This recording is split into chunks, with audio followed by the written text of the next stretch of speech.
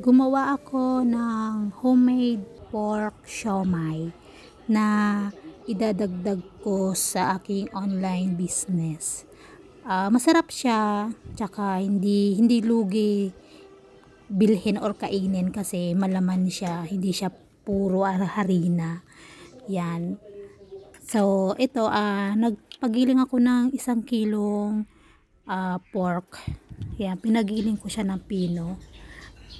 Nilagyan ko ng 1/2 cup na white onion, 1/2 cup carrots, 1/2 cup spring onion, 2 tablespoon salt, 2 tablespoon pepper, 1 tablespoon sesame oil, 2 tablespoon seasoning, and then 2 tablespoon sugar, at saka 2 pirasong itlog, 1/4 cup na harina, and then 1 tablespoon garlic powder. Pagsama-samahin lang natin, haluin natin ng maigi. Yan, nang gamit ang ating 2 kamay para mahalo natin sila ng maigi. Ayan.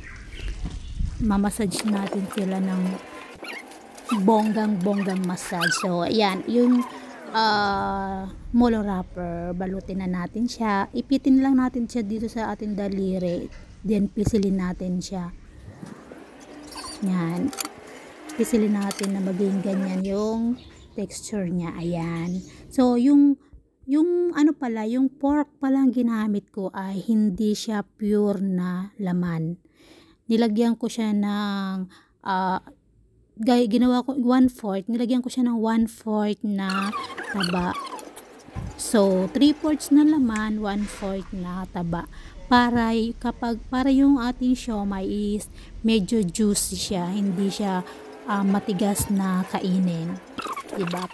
Parang juicy or juicy lang, juicy yung ating siomai. So ayan na yung ating mga ginawa. Yan, medyo mahirap gawin kasi yung aking molo wrapper ay medyo matagal na sa ref, kaya hindi masyado siya dumikit dun sa aking pork.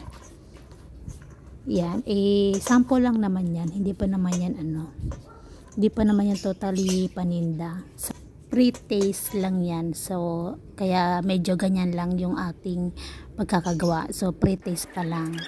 Then kung malasa kayo is masarap, so yan, ilalagay na natin siya sa ating online business. So steam na natin siya ng 20 minutes sa aking steamer.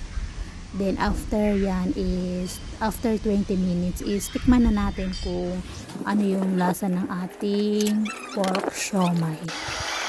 So ayan, medyo luto na siya. Lagyan na natin siya ng panimplang toyo at saka sesame, toyo at saka chili oil. So tikman na natin kung anong lasa siya. So ayan na, natikman ko na masarap nga siya. Thank you for watching. Don't skip my ads po. Bye.